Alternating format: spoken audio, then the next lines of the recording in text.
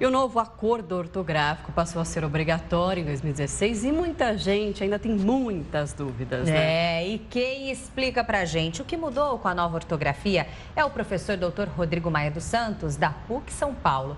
Oi, professor, bom dia.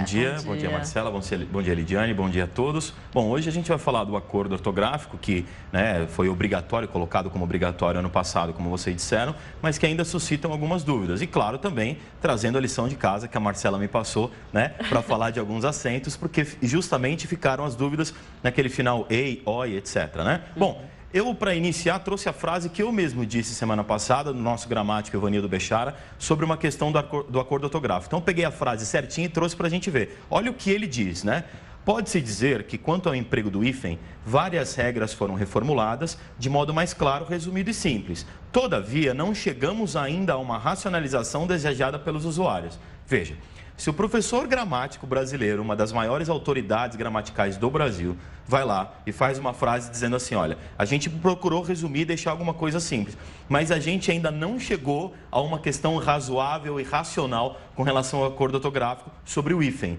Quer dizer, é um assunto ainda que gera não só dúvida, como eu estava falando com vocês. Por exemplo, afro-brasileiro e afrodescendente, Qual tem hífen, qual não tem? Só para vocês saberem, de acordo com o novo acordo ortográfico, afro-brasileiro tem hífen e afrodescendente não. E aí fica difícil de as pessoas entenderem. Então, o assunto hífen é um assunto ainda tem muito diálogo sobre isso entre os professores de português, Ainda é uma história um pouco mal resolvida. Vamos ao próximo slide? Na sequência do que a gente colocou aqui para vocês, justamente para citar a questão de trema, questão de acento, questão do que mudou, do que não mudou. E uma das primeiras mudanças foi uma questão até que, de certa forma simples, o acréscimo de K, W e Y, Isso não tinha no que as crianças aprendiam na escola, eram apenas 23 letras e foram acrescidas as letras K, W e Y, que nós já usávamos em alguns casos, principalmente dos estrangeirismos. Mas lá no alfabeto oficial, para ensinar as crianças, não tinha como obrigatório e a partir de 2016 começou a ter, tá bom? Se puder passar para a próxima, eu agradeço. E aí vem, não se usa mais o trema. Lembra aquele sinalzinho? Aí quando as pessoas vieram me falar assim, poxa, professor, que absurdo não usar mais o trema. Aí eu falo assim, alguma vez na sua vida, fora quando você está no Word escrevendo, claro, quando você está no computador escrevendo é diferente, porque ele mesmo faz a correção para você. Agora, você escrevendo à mão ali, com lápis, a caneta ali no papel, quantas vezes na sua vida você colocou, o trema? Não, é indispensável, Não muda o som tranquilo.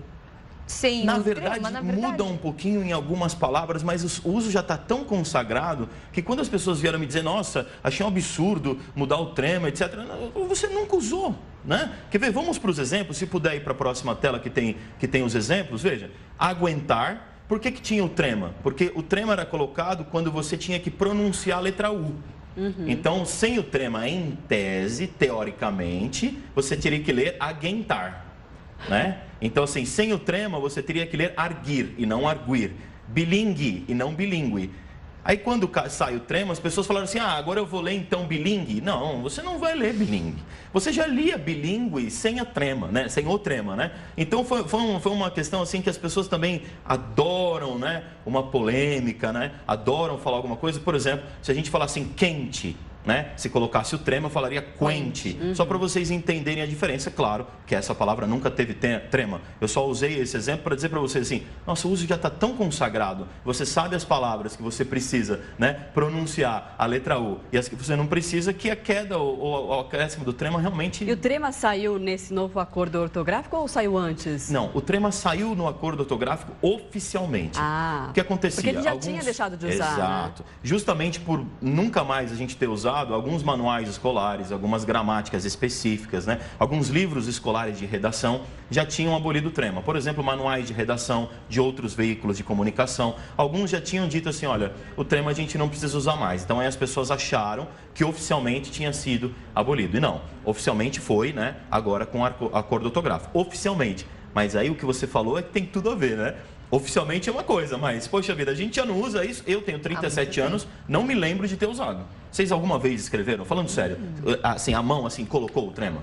Eu lembro de ter usado na escola, mas assim, há muito tempo. Muito tempo. Na escola, quando você estava ali, fundamental e médio? Exatamente. Nossa, então assim, veja, pelo menos aí, sabe, alguns anos a gente já não usa mais o trema em todas as esferas. Então é uma situação realmente que acho que o acordo ortográfico foi muito bem aí. Sim, tá feliz bom? Demais. Então tirem o trema da vida. Tirem o trema da vida, não precisa, né? Vamos lá. Então, mas aí tem um detalhe, ela permanece em palavras estrangeiras. Por exemplo, Müller, né, que é uma palavra, né, de origem alemã, por exemplo, esse U tem um som de I quando ele tem o trema no alemão. Então, você lê Müller, né? Bom, isso só para colocar se for palavra estrangeira. Se puder ir para o próximo, eu agradeço. Né? Aí vem o que você me pediu, né? Não se usa mais o acento dos ditongos abertos EI, OI das palavras paroxítonas. Só para lembrar todo mundo em casa, eu sei que vocês sabem, obviamente, oxítona, paroxítona e proparoxítona.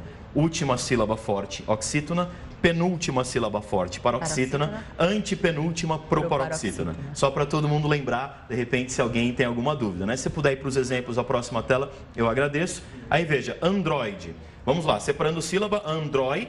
Aí você tem o ditrongo oi, de como última sílaba. Então é uma palavra paroxítona, ou seja, uma palavra em que a penúltima sílaba é a sílaba forte, é a tônica, certo? Então, androide. Perfeito, então esse acento caiu, tá certo? Aí tem uma lista completa dessas palavras, tá bom? Justamente para você entender o que tinha acento e o que não tem, tá? Se você puder ir para a próxima tela para a gente encerrar, que é a questão dos plurais, que aí não aconteceu, ó. A regra é válida somente para paroxítona, ou seja, as oxítonas não vão perder o acento. Por exemplo, papéis, que é o plural de papel. Por que não perdeu o acento? Porque não é paroxítona, é oxítona, ou seja, a última sílaba é a forte. Herói, heróis, troféu, troféus. Quando a última sílaba é forte, mesmo com ditongo, o acento é mantido. Só tira quando ela é paroxítona. Bom, vão ter muitas dúvidas ainda. A gente vai ter que tirar muitas dúvidas a respeito do novo acordo ortográfico e também outras questões do português. Obrigada, professor, mais uma vez. Eu que agradeço. A gente volta a se falar. Eu que agradeço. Eu trago esse assunto do acordo para a gente falar mais de algumas palavras e citar outros exemplos, tá bom? Legal. Bom dia para vocês, bom dia para o pessoal de casa. Até quinta-feira. Até quinta-feira. Até lá.